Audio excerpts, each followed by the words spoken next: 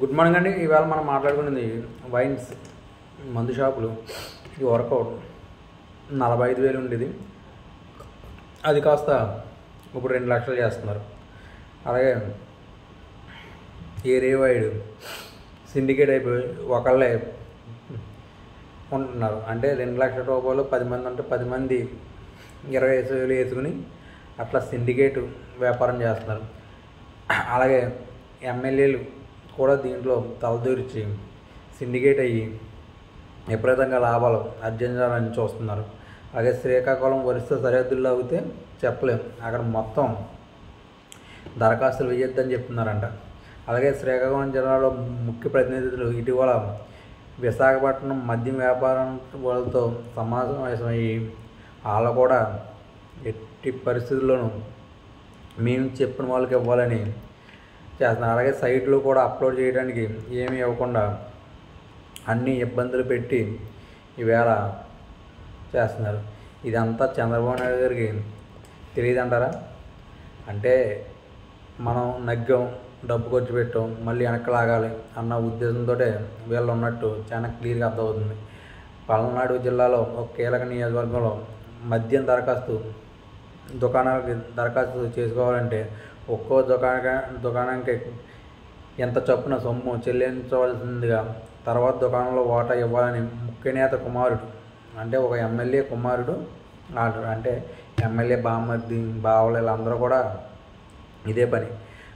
గుంటూరు జిల్లా పల్నాడు పరిధిలో 3 నియోజకవర్గాలు మినహా మిగిలిన అన్ని చోట్ల ఇదే. విజయవాడలో కూడా ఇదే పరిస్థితి కొనసాగుతుంది. విజయవాడ సమీపంలో 2 నియోజకవర్గంలో కృష్ణా జిల్లాలో ప్రభుత్వ హయాంలో క్యాసినో గుర్తింపు పొందిన అంటే గుడివాడలో కూడా ఇదే పరిస్థితి. ఏలూరు జిల్లాలో కూడా ఇదే పరిస్థితి. అలాగే దెంతులూరులో కూడా ఇదే పరిస్థితి.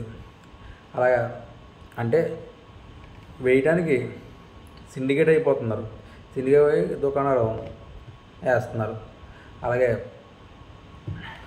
నెక్స్ట్ మన్యం జిల్లాలో కూడా ఇదే పరిస్థితి. అంటే ఎమ్మెల్యేలు కొనసాగంలోనే ఈ మద్యం నడుస్తుందని మనం ఎక్స్పెక్ట్ చేయొచ్చు.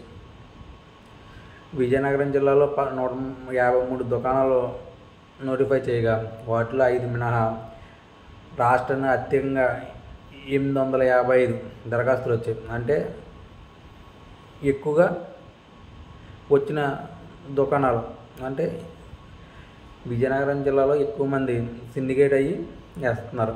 అంటే 2 లక్షలు కంపల్సరీ 30-40 గ్యారంటీ ఉన్నాయి ఒక్కో దుకాణం మీద.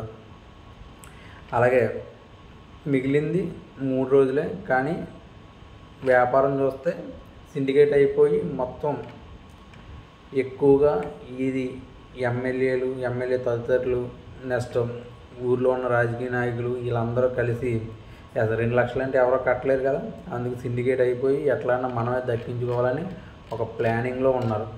అలాగే ఇప్పుడు కోనసీమ జిల్లా ఉంది, 133 దుకాణాలకి 311 దుకాణాలు 311 వచ్చినాయి, వేసారు బిడ్డు, కానీ ఉన్నది 133. అలాగే అడ్జస్ట్మెంట్లు చేసుకుంటా వెళ్ళి ఈవేళ ప్రభుత్వం సొమ్ముకు గండి కట్టే విధానంలో ఉన్నారు.